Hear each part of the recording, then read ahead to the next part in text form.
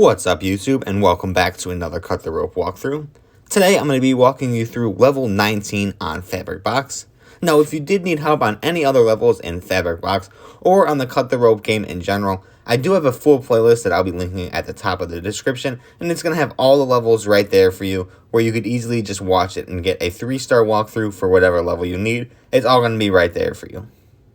As for this video though, let's hop into level 19 and I will show you exactly what you need to do. So there's going to be a lot of bubbles here. First things first, you're just going to let the bubble rise a little bit. Then you could have the balloon push it till it's aligned with Omnom there.